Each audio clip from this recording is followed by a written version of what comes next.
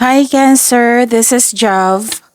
Welcome po sa ating channel. By the way, this is your weekly gabay tarot reading Cancer. Ngayon July 30 to August 3, 2025. Gamitin ang reading na ito bilang gabay lamang. Kung naka-resonate kayo, comment down. Kung hindi kayo naka-resonate, ibigay niyo po sa iba kasi general reading po ito. This is for you, Cancer.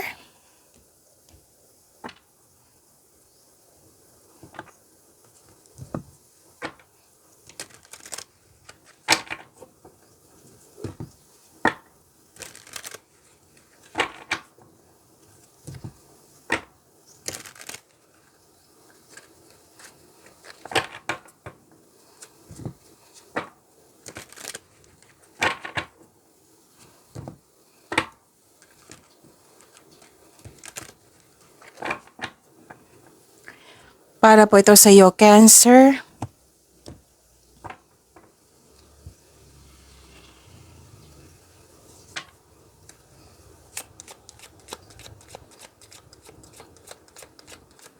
Maraming salamat po sa inyong patuloy na suporta at maraming salamat din po sa mga hindi nag-skip ng ads. Maraming salamat din po sa mga nag-donate. Sa mga hindi pa nag-subscribe, subscribe na po kayo at click bell notification para malaman nyo na may bago tayong video. Para sa mga gustong magpa-reading, comment po kayo ng personal reading. Again, comment kayo ng personal reading and check my reply sa comment section.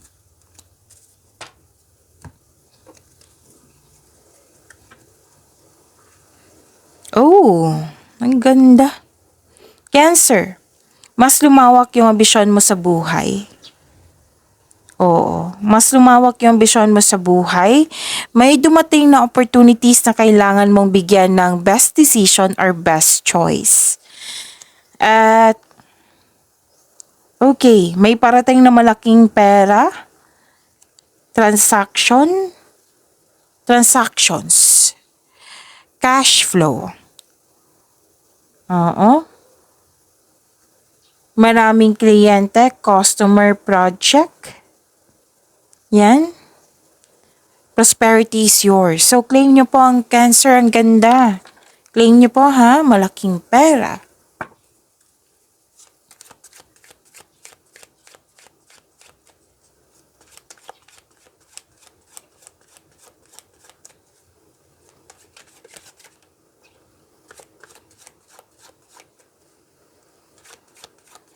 Energy po ni Cancer ngayong July 30 to August 3, 2025.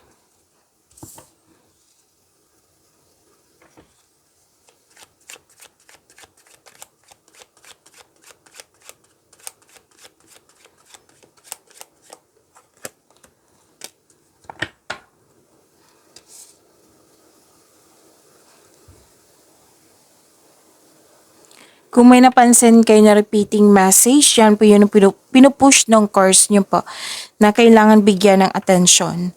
Like for example, nanood kayo sa inyong monthly gabay tarot reading at dito sa inyong weekly gabay tarot reading at may napansin kayo na repeating message. Yan po yung pinupush ng course nyo na kailangan yung bigyan ng atensyon, solusyon at aksyon kung maaari po. So, ano yung energy ni Cancer?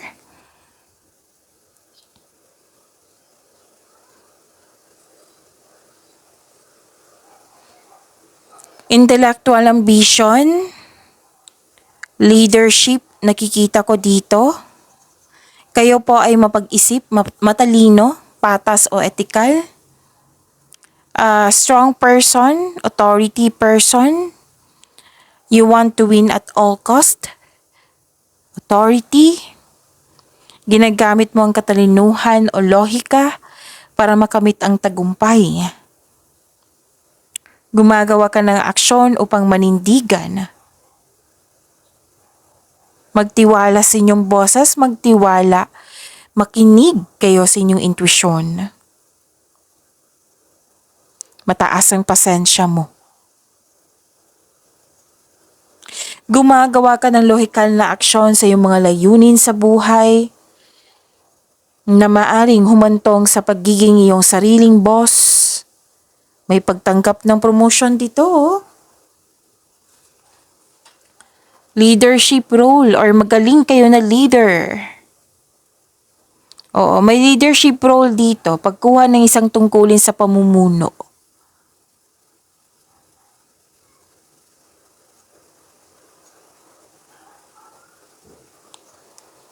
Okay. Nakikita ko dito na marami na kayong kontribusyon dyan. Nakilala ka. This is recognition. Marami kayong positive outcome. Marami na kayong napatunayan. Marami kayong mabubuting kontribusyon dyan. Kaya ginigalang ka at kinikilala ka.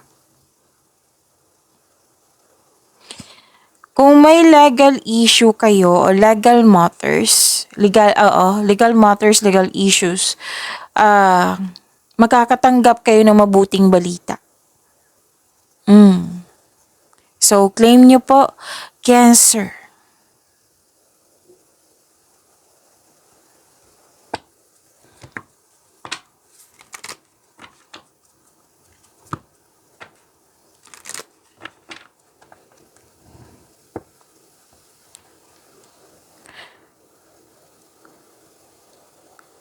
So may naalala kayo na nangyari na regarding sa loss of connection or loss of things or loss of opportunity. Pero wag kayong mag-alala kasi may parating na new direction. Okay? Kung walang nangyari na about loss, lalo na sa loss of money, mag-ingat kayo. Mag-ingat kayo for this week. Ingatan, monitor, control your money. Okay? Basta may parating na new direction sa inyo. Sa inyong buhay.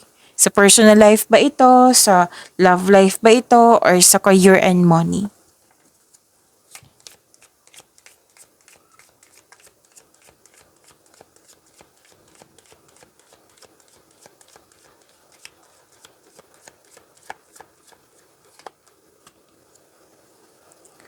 Sabi po ni Archangel Metatron, call upon me to clear and open your chakras. Oo, for chakra clearing. Okay? So, tawagin niyo po si Archangel Metatron for chakra clearing. To clear and open your chakras.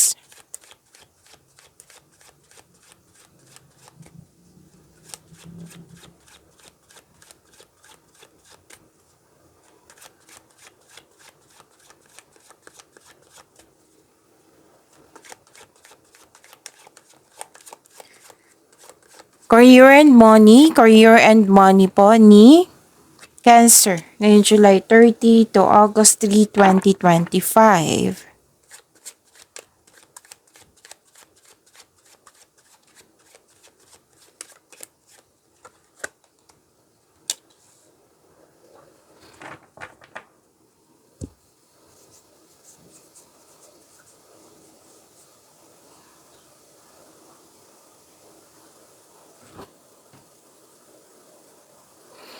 Okay, so career and money niyo po, Cancer.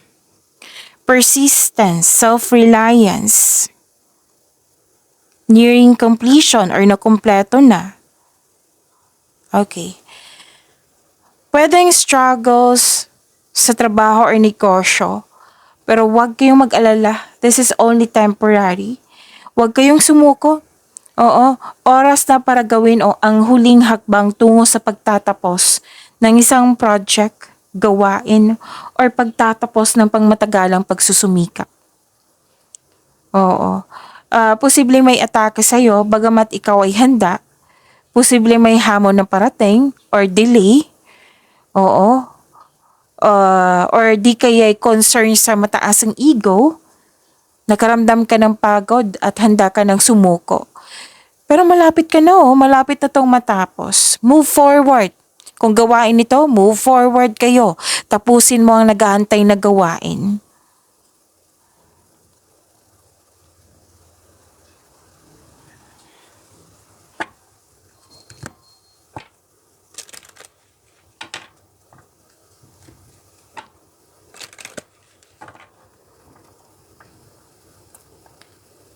So this is generosity. Mm-mm. Oh, sabi ng card dito, suporta sa inyong boss, mentor, or life coach. It will help move your career forward. Nakikita ko dito, nakikinig kasi yung intuition at gumagawa ka ng wise choices. At kitang-kita ko rin dito na may grupo ng tao dito na very supportive sa iyo. You have abundant in life. Kayo ay praktikal, mahusay sa buhay, maparaan at mapasuporta. Naging generous kayo kasi may na-receive kayo at naging generous kayo sa kapwa nyo. Marami din umaasa sa iyo dito. Maraming umaasa sa inyong galing at talino.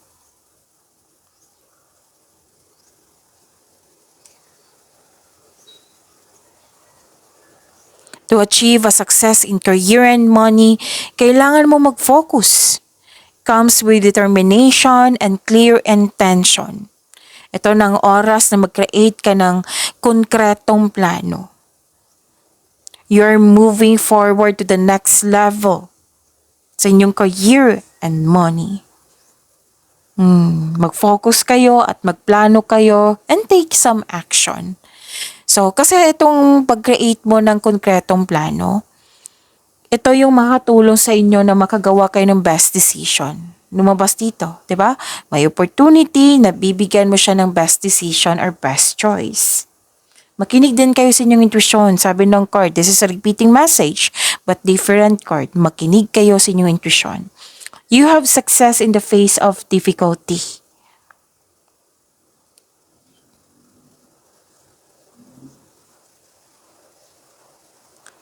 So, may pagkakaisa dito. Okay. May nakita ko dito, ang ilan sa inyo ha? Ang ilan sa inyo po na may tinuturuan na bata, may customer, kliyente na bata. Oo, may nakita kong ganyan. And, okay, na-motivate ka dito kasi yun nga, yung grupo ng tao, very supportive sa'yo. Sila yung isa sa dahilan na na-motivate kayo na magkakaroon ng focus sa pag-achieve ng goal mo. Sobrang busy. So expect nyo Cancer, na magiging busy kayo ngayon. Gamit na gamit yung skills mo. May signing of contract na ako nakikita dito, Cancer. And you can make your imagination real. You're divinely guided. With the divine assistance, all things are possible. Granted din yung manifestation mo. Kung may pagbabago, na-adapt mo po ito. Okay? So, may negotiation dito, any kind of negotiation na tungkol sa inyong career and money, magkakaroon po siya ng successful agreement.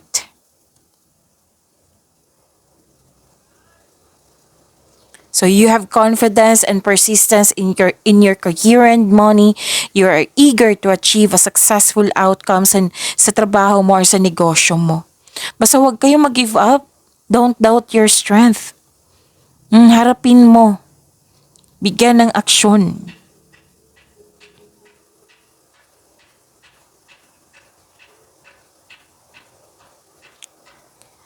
Sa mga nag-invest po na mukhang nagkaroon ng mabagal na resulta, kailangan po ng mahabang pasensya po. Kasi sabi ng card, magbubunga ng masaganang resulta kung hayaan mo lang itong magbunga. Continue to take steady action on your goals. Patuloy lang po while remaining patient and realistic about your expectations. Kung ikaw ay naghahanap ng trabaho o nag-iisip ng bagong karera, may perfect time po. Ang sabi ng card dito, long-term abundance, steady progress. Kailangan lang po ng mahabang pasensya. Inulit na naman dito yung konkretong plano. So, pay attention po kasi repeating message.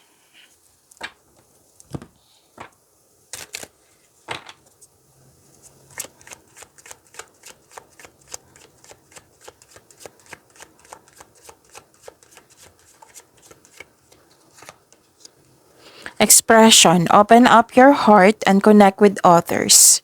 with others. Express your creative self. So, creativity pa rin. Expect nyo na magiging busy kayo. Cancer.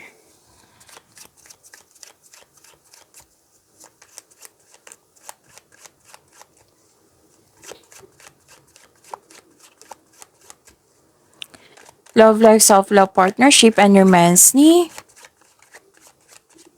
Cancer.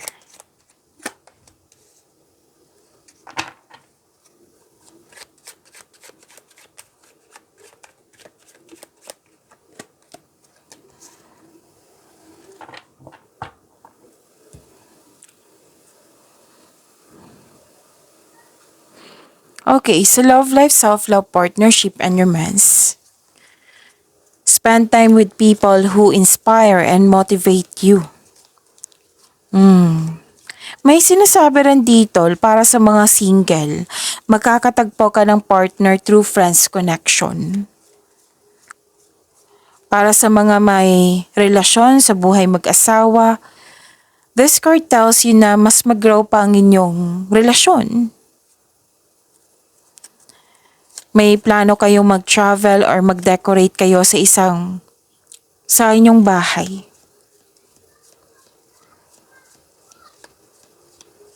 So this is also success, new doors opening. Okay.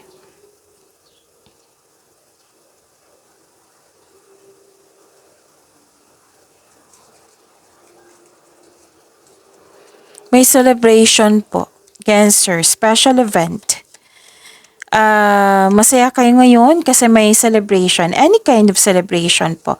Pwedeng engagement, kasal, or honeymoon party, birthday party, achievement. Okay, Cancer. May plano ang ilan sa inyo na magsama sa isang bubong. So, sa mga single dito na ang ilan sa inyo handa na pumasok sa relasyon, ang ilan sa inyo ang ini-enjoy ang pagiging single po. May nakita rin akong bakasyon dito or posibleng out of town.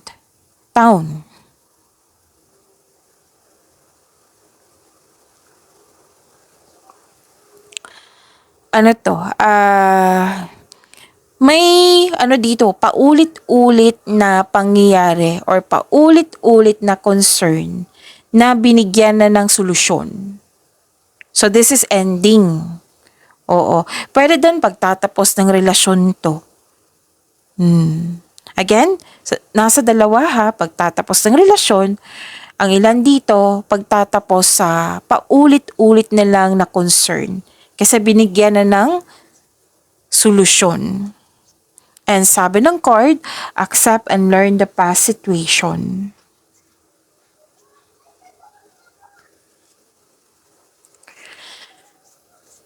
Okay.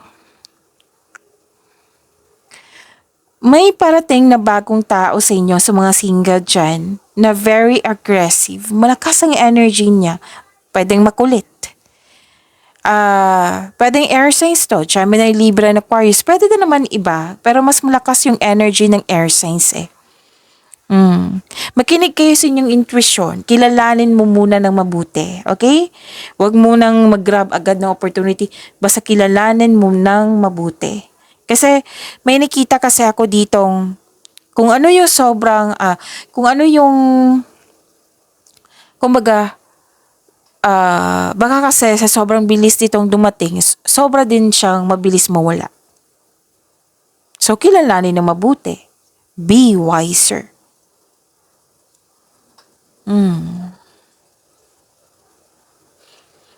So, be careful din kayo sa mga ginagawa at pinipiling desisyon.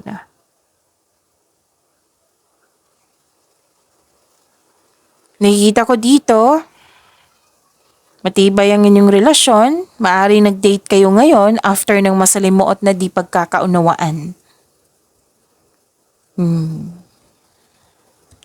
Okay? So, sa mga single dito, handang-handa talaga kayo sa bagong pag-ibig. A message for you. I'm thinking of you this very moment. Your love fills me with light. I love you. Ganda naman. Cancer. See you tomorrow, Cancer. Pagyamanin niyo po yung blessings na binigay sa inyo. See you tomorrow. Maraming salamat po.